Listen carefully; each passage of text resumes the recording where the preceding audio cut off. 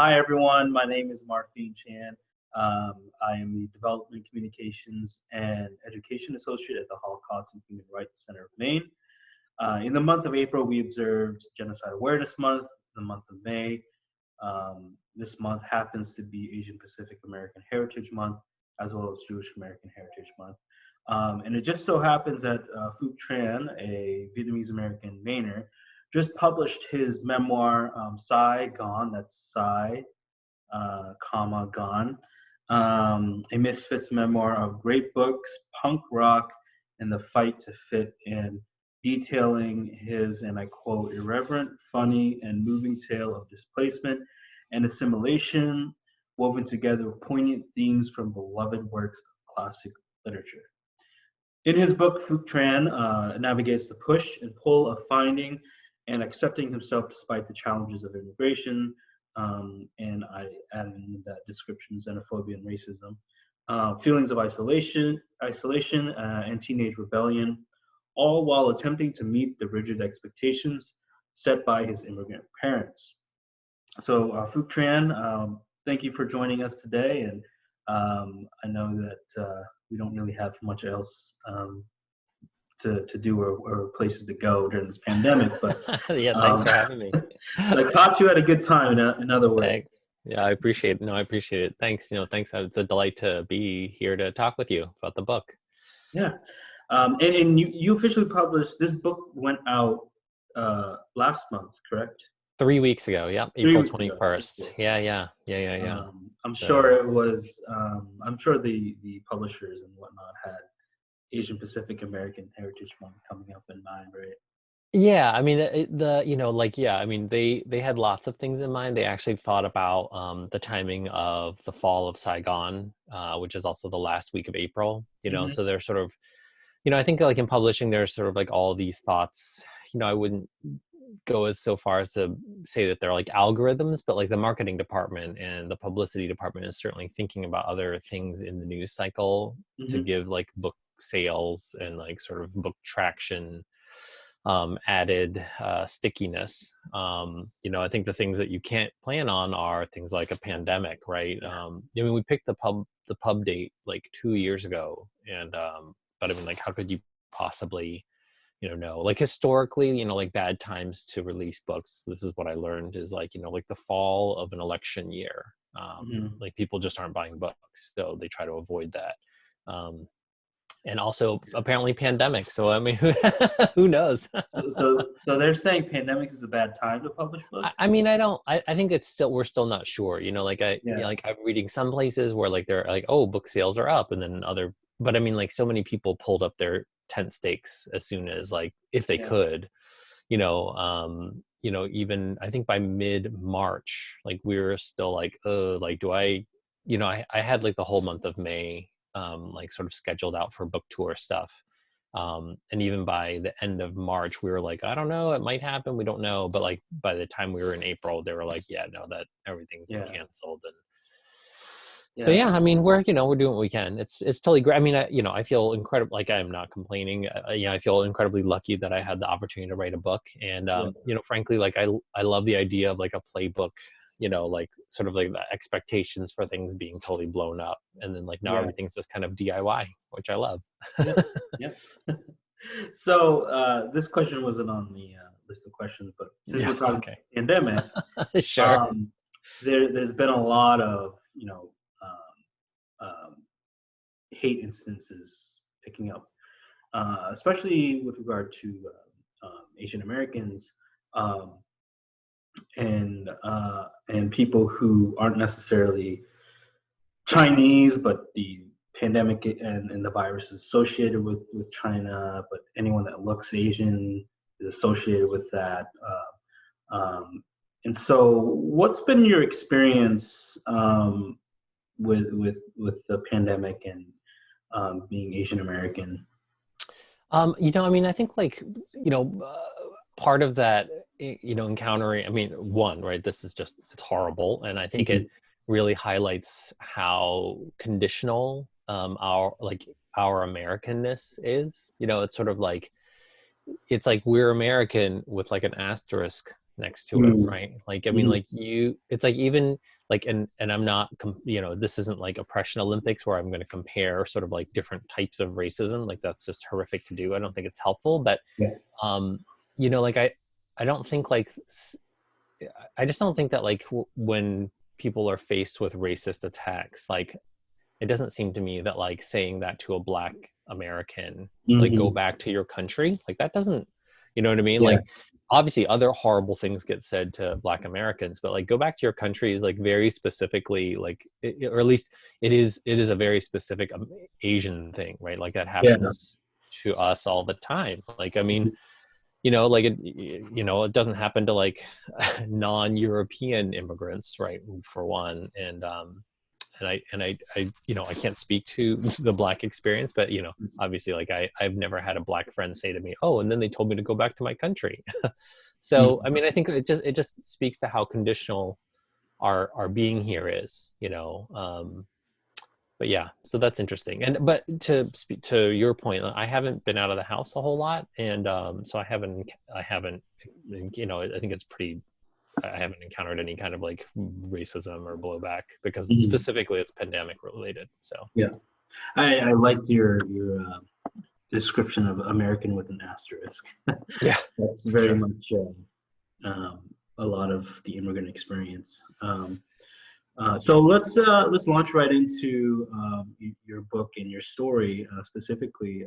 Sure. So you live in Portland, Maine. We're sort of neighbors, um, and I'm sure like many Asian Americans, you get asked where are you from, but I always feel like there's always that underlying, second question, sort of, well, why did you choose Maine of all places?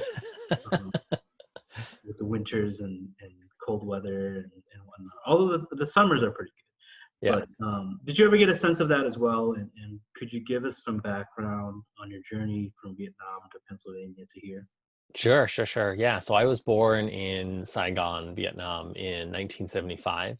My grandparents worked for the U.S. Embassy, and as the government of South Vietnam was collapsing, the U.S. government was evacuating all of their personnel, and my grandparents, because they worked for the U.S. Embassy, were evacuated along with U.S. personnel. Gerald Ford made the decision to evacuate, I think, about 130,000 people who, well, his initial plan was to evacuate all sort of like collaborators with the U.S. government because he knew that if they stayed behind, they would be executed, right? Mm. And it wasn't going to turn out well for them. So I think it was an incredible moment of sort of moral clarity that I think even in retrospect we look at that and we're like, that was very unusual, and I think incredibly brave of him to do.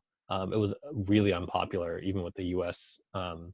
Electorate. Like U.S. public opinion was like, nope, do not evacuate the Vietnamese people. And he was like, we leave them behind. Like they're all going to die. Anyway, so we were beneficiaries of that executive order. We left Saigon in 1975, April, and then we sort of hop skipped across the Pacific. And then in the US, there were four relocation camps that were set up. There was one in California, there was one in Arkansas, one in Florida, and then one in Pennsylvania. And so my family of 12 ended up at the relocation camp in Pennsylvania. And so we kind of just hung out there until these nice Lutherans, this two American families came and sponsored us basically, and we moved to Carlisle, Pennsylvania, which was where the Lutherans, the families were at. And then they, helped us find apartments and found my parents jobs and all that stuff. So, and then that's where I grew up. I lived there through high school, and then I went off to college. And then that's where I met my wife, my now wife at the time. We were friends in college, and she's from Maine. So after college, I moved to New York City. I lived in New York City for a couple of years, like 7 years. And then once my wife and I started thinking about like having a family and owning a home and starting a business, sort of like life goals, adulting. New York, I think New York makes it very hard to be an adult because you're working so hard just to like pay your Yeah. rent. Yeah. Um, Yeah. yeah, so we were trying to level up. So it seemed like Portland, Maine was a great place to be. And she's from Maine, so it was always kind of like an idea of like being close to her family as well. I mean, her family's just, they're great people. So it was was a good place to, start a family and, go on to the next phase of being an adult. Adulting 2.0. Yeah, exactly. It's interesting that you mentioned the pushback from, or the public opinion in America about the Vietnamese refugees. Because I just had a conversation with Erica Nadelhoff, who is our in-house Holocaust and anti-Semitism expert, and we were talking about the 30s and the 1920s and the growing anti-Semitism at the turn of the century, and how there's a lot of Americans who didn't want Jewish refugees, and the result of that was the Holocaust. More Jews were killed than necessary. So your description of the American public not wanting to accept refugees was flagged that for me. But also, Gerald Ford did take that courageous step forward to actually accept refugees, and we see the result of that. Now Vietnamese Americans are huge parts of many Maine and Portland, especially, and American communities all across the country. I think Louisiana, and Houston and Georgia have big pockets of Vietnamese communities, and they're sort of like Vietnamese towns. Yeah.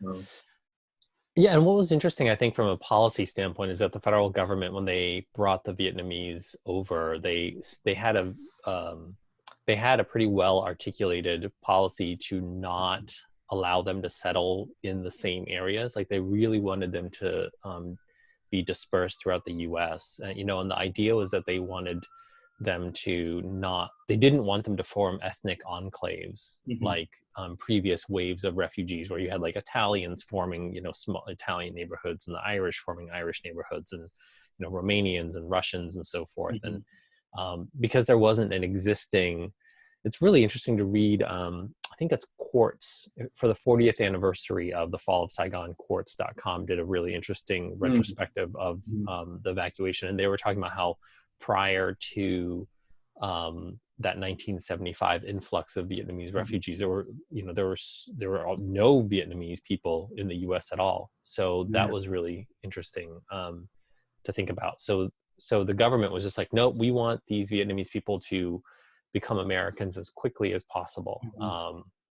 And so their plan was to, sort of create a true diaspora, where it's like, let's just spread them all out, and count on the second generation, sort of like, picking up English and like, learning baseball and like the Pledge of Allegiance as fast as possible. And like, then they'll become, Americans.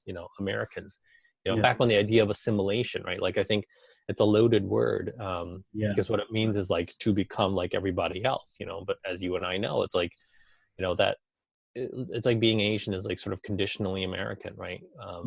It's hyphenated, right? It's like European Americans don't really, like, that hyphen doesn't really, it's like a math problem that you can remove that at any point. And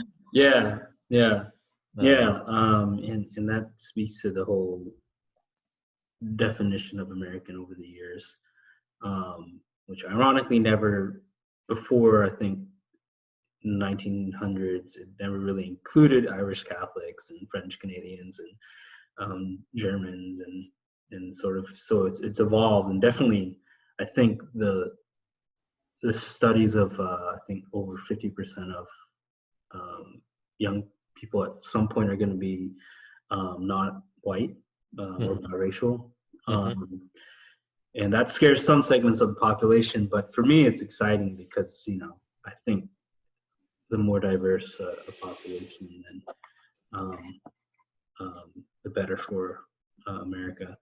But question 2 is, as educators at the Holocaust and Human Rights Center, we go into schools a lot, and when I'm presenting to teachers, I always touch on the importance of literature and reading and writing as powerful tools to change the world. But when you talk about reading in your memoir, you're not only talking about Vampire Diaries or Harry Potter, or things of that nature, if you're talking about, the classics, sort of the summer reading lists and the heavy hitters, with deep content. And so I wanted to get into your perspective of what impact those classics had, and how did they help mold sort of your identity? Sure. I mean, let me say, like, the big caveat for all of this is that, I was like a, 16-year-old kid. So it's like, what the hell did I know? Like, not a whole lot. And so, originally, like, I just, I started reading like the classic, sort of canonical works of literature because I just by accident happened to read The Stranger by Albert Camus, Mm, and mentioned that in an English class. And my English teacher, I was like in 10th grade, and my English teacher, was like, what? It was like the record, like scratching, I was like, what? Like, she's like, read a book that wasn't assigned. And all of my classmates were like, whoa. And, as a kid, like, you're always trying to find your place, right? And to find, sort of like social traction. And so like in my brain, I was like, oh, okay. Like I just like flexed on everybody because like I read one book, like, and so I just started reading, you know, as much as I could. yeah. And, so I read as a way, I mean, like, to be totally blunt, like I read so that I could kind of be like an intellectual bully, and kind of like just like flex on Yeah. people. But you know what I mean? Like, and so it didn't have Oh, an, if go we ahead. could pause for a second, and so for the older generations, they might not understand the context of the word flex. Oh yeah. Okay. Sure. So I mean, they can probably picture it, but in Yeah. this case, how would you define flex? Yeah, totally. It was basically like to be like, hey, I'm smarter than you, like, check me out. Like, I read these books, just to be like a bragger, right? Yeah. So yeah, so it was not great. It was not an auspicious beginning for reading great books, but along the way, like, I felt like I was really connecting to those books in a deep way. And I think just because of like the nature of being a teenager, right? Like, a teenager is constantly, like, everything revolves around you. So I would read these books and be like, what is this book? Like, what does the Scarlet Letter have to say about me?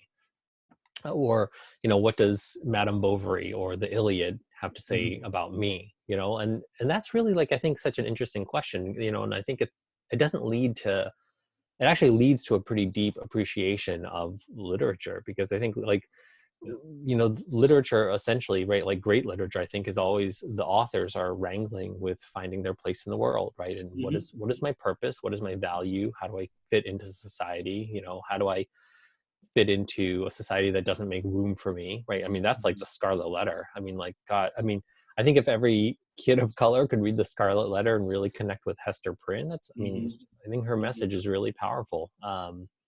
Yeah. For a lot of reasons. Anyway, so that was really my connection. So I think, like, reading the classics, like great works of literature, really helped me um, feel less alone. Mhm. Feel like there were other people who had gone through the things that I was going through, and it also gave me kind of this like academic and sort of intellectual cachet. Mhm. So Mhm. yeah.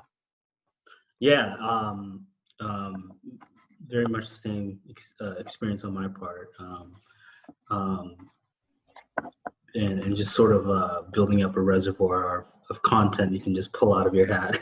Yeah, and um, let me say, like, I think at the end of the day, like, the best thing that ever came out of that for me was connecting with people over great books. Like, I think ultimately, like, we're social creatures and we need each other. Like, we need to live. We're not, you know, islands. Like, um, we're not islands unto ourselves. So I mhm. think, like, the best part for me about reading the great books has been being able to, like, geek out over great books with other people. Mm. And there's like a really incredible connection that happens. Like, oh my God, you love Jane Austen, I love Jane Austen. Like, and now we're just gonna like geek out about Jane Austen, and for a moment at least, right, in our shared love of something else, like, all of our differences, like all the things that make us different, kind of fall away, right? Mhm. And that's Mhm. not to say that, like, we shouldn't talk about, like, our differences, but it's also exciting just to sort of like have a shared love of something too, and to be Yeah, part of a community, right? Yeah. yeah, yeah, yeah.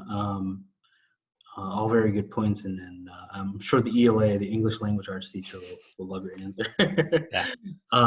But what I've noticed actually from ELA teachers is they're actually among my favorite teachers because they seem to be ahead of the game in recognizing the importance of representation. And of course, not all ELA teachers are doing that, but the ones that I've been in contact with are, assigning books like Refugee by Allen, forgetting his last name, um, and actually their ELA teachers are trying to expose, even if their class is predominantly white, they're trying to expose their white students to different perspectives, and that in itself has we talk about the tremendous impact the classics have on us, but for students today, it has an impact on them to be reading nonfiction, fiction, what have you, to opening themselves up to other points of views, and which helps in the long run when it comes to dealing with bias and intolerance and all that. For sure. And I mean, and I think just to take that idea of representation one step further, like I think it's so critical, not just that like students of color are reading authors of color and that white students are reading authors of color, but also having teachers of color in the classroom. Like that is so critical. I mean, I know that an offshoot of the Black Lives Matter movement is Black Teachers Matter. And you read all these studies that say like if a Black student has a Black teacher, at any point in their like educational career, maybe it's like K through 5, like they're like 30 times more likely to graduate. Like that's crazy. That's crazy. And that's not even talking about like quality of teaching, classroom size or anything. It's like literally just like if you have a Black teacher, you're 30% more likely to graduate. Like that's wild to me. And that's a huge positive. And I think that's a part of the conversation that we're not having, and it's important for us to have. I mean, I don't know about you, Marpheen, but I've never had a teacher of color ever. Mm-hmm. In Pennsylvania? No. All my teachers are white, even through college. All of my teachers are white through college, like in grad school. You know what I mean? So it's like, I don't know. I mean, like, I'm not saying that like I didn't turn out great because I'm awesome, but I'm just saying, you're a published author now. So. But I mean, it's just like I can't even speak to what that experience would have been like if I'd even had like a Black teacher, or an Asian or a Vietnamese professor or whatever. Like I don't know, but it's but just seeing what those statistics are like for Black students, like I think it's critical. Reminds me of the quote by don't know if I'm pronouncing his name right, Juno Diaz. Yeah. Juno Diaz. The Mirrors and Monsters quote. So on the topic of the classics and touching on the previous question, our associate director David Greenham also had a question, and his question is: in time of sound bits and bites, quick videos, short attention spans, and knee-jerk assessments, and looking at the classic works, what can we learn about the classics today and tomorrow, and how can and why do the classics help us? Oh gosh, that's a big question. I think to riff off of what he said, like I think our culture, at least our online culture now, is so reductive, right? It's like boil everything down to like 140 characters, like tweet these really complex policy positions, in small sound bites and chunks, So I think at least, and I'll say this for my book, and I think that all great books do this too. I think they're complicated. I think in my book, like I really wanted to lay out my adolescence, and my growing up, like, and just the idea of who I was, in as complicated a way as possible, and as a parallel also, like the idea of my town, right? Like Carlisle is not a great place to live and a horrible place to live. It's both, right? And that's complicated, right? Those are two really paradoxical ideas that exist. And so I think like reading great books really, as opposed to say like, reading tweets, and looking on Instagram or Facebook, I think it's really an invitation to wrestle with complexity. And I think we've got to do that. Like, I think like we don't live in a binary world, where it's like white people are bad, Black people are good. Like it's complicated, right? It's like racism is bad, but like, and then where do we fall into those things? And so I think like the classics are, it's a vehicle for us to wrangle with and wrestle with complexity.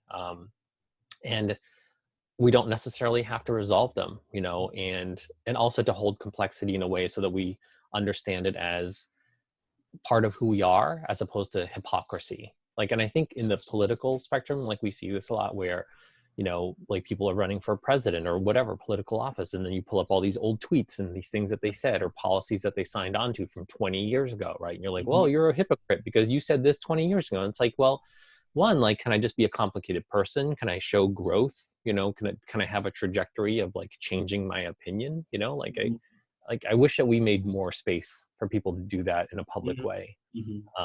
So I think I think that reading does help us do that, I hope. Yeah, I feel like the trajectory to change type. I feel like immigrants that's even less so for immigrants to be allowed to be able to change their mind over time about certain things. But yeah, that's a good point. You know, people aren't necessarily open to change. So the fourth question then, you mentioned flexing earlier,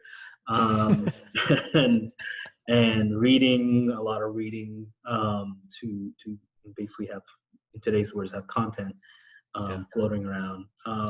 But I feel like reading, but also humor, they're not necessarily or completely defensive mechanisms, but they're also just coping tools for us to help to, you know, deal with our sort of existence, but also to find a way to fit in, like you've mentioned before.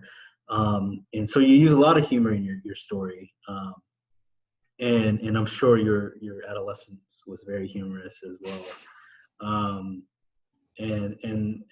But you also use humor to tackle serious issues, your parents, their expectations, racism, xenophobia. You paint a picture of how hard it is to grow up with one foot in one door and another foot in another door. Sort of what I like to, what I've heard to refer to as like in-betweeners, where we have, you know, white Americans tend to view us as Asian, but then our Asian parents tend to view us as more American. So we're just stuck in between.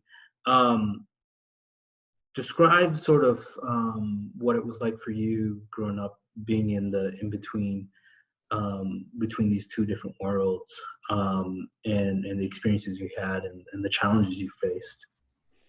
Yeah, I mean, I think it was, you know, I think kids just want to belong, right? Like, or they want to feel like they belong somewhere. So I think like that was the driving force for me the entire time, you know, all through high school. And I see it in, I mean, I think it's like hardwired in us as human beings to feel like want and need a sense of community. And I really found that in sort of like when I discovered like the skateboarding punk rock culture, you know, and so much so because, you know, part of like the skateboard and punk rock ethos is a rejection of like societal rules, especially societal rules that are oppressive or, you know, bigoted or prejudicial. And, you know, it was like, so, I mean, I think like, I was like, okay, great. Like, you know, all these kids, you know, who, you know, on the surface were just, you know, sort of like suburban white kids were like, no, like our society's like totally messed up. And like, we reject those rules. And I was like, great, like, you know, sign me up. And those kids were really such good friends to me, you know, growing up. You know, my family life wasn't great. You know, my parents were abusive. And so I think it was like I didn't feel safe at home, that's for sure. And I didn't feel, you know, safe in my town. You know, the classroom, you know, was one place that I felt really truly safe, like in the confines of the classroom. But yeah, it's what you call like the 1.5 generation, you know, so like we were born, you know, but came here really early or, you know, young in our lives. So, you know, for all intents and purposes, we're American. But again, you know, it's like at some point you realize, oh, that seems conditional, right? That like now I'm sort of like stuck in between. I mean, I can't really speak to what, I don't know how it's like for anybody else. You know, I can only talk about what my experience is like. And, Mhm. um, you know, I think it was incredibly helpful, you know, both through the magic of reading books and sort of like finding my tribe with like the punk rock scene, that like I found people, you know, with whom I felt like I belonged. Mhm. And that was incredibly, you know, it was a salvation really, you know, like I don't want to be hyperbolic, but it would really save me. So I hope that for young people nowadays, like I hope that there's some space that, you know, either physical or, you know, metaphorical, where they feel safe, and they feel like Mhm. they have a tribe. Because sometimes it's not your family, you know, like I think it's really tricky when it's not your family. Mhm. um, Mhm. yeah. Yeah, and that's actually a lot of what um, sociologists say, social workers, or I mean, school counselors, um, and teaching tolerance has a focus on that as well. How teachers cannot, how teachers can work on not compounding traumas that they're experiencing at home in the classrooms, and how for many kids, whether it's because they're from working poor families or minority families. Um, School is often the only place they get a decent meal. School is often the only place they feel safe. Um, and so that's a really good point. And that brings us to the next question. Question 5. What's your advice to teachers who have Asian American kids in their classrooms, whether they're Vietnamese American, Cambodian, Laos, Hmong, or Chinese, what have Sure. Yeah, I mean, I think it's really important to have like an open channel of dialogue with those kids, to be able to check in with them, you know, ask them what they need, and to not assume that, um, you know, like don't assume that just because you're doing the same thing for all the kids, you're you. doing the right thing for all the kids. You know, there's this conversation right around sort of what is, you know, justice and equity look like, right? And I tell my daughters, you know, they're 6 and 9, I tell them all the time, I'm like, fair isn't everyone getting the same thing, right? Fair is everyone getting what they need. And I can't think of a more important, you know, sort of driving principle in the classroom and in an educational environment than students getting what they need, right? Instead of students just getting all the same thing. Mhm. And I think kids of color and kids who are poor and kids who are immigrants or refugees, you know, there's a whole list of things that create sort of unequal learning experiences in the Mhm. classroom. So I think the more that teachers can be aware of that, and I understand, like as a teacher of 2 decades, like I recognize like I can't be all things to all students, but even if I can just be there to listen to them and advocate for them, Mhm. and if they can come to me and say, hey, like this isn't working for me, and then I can at least have a dialogue with them about like, okay, like what can we do to tailor it even a little bit so that it's better for you, right? As opposed to just not listening, you know, like even if you Yeah. can't do anything, if there's nothing actionable, but you can listen to kids, Mhm. and they feel like you're an advocate, you know, like advocacy isn't always just like, you know, doing stuff. Maybe it's just like being an ally, like listening to them, being like, wow, I hear that, I Yeah. wish there was something I could do but I can't, like Yeah. that's powerful too. Yeah. But yeah. Kids know that when someone's listening. It's the superpower kids have. Yeah. Um, and Yeah. so that takes me to the second part of that question is what's your advice for Asian American kids who feel like they're just going through the motions, or they feel lost in school and life. So I guess it's sort of what does the older you want to tell the younger you?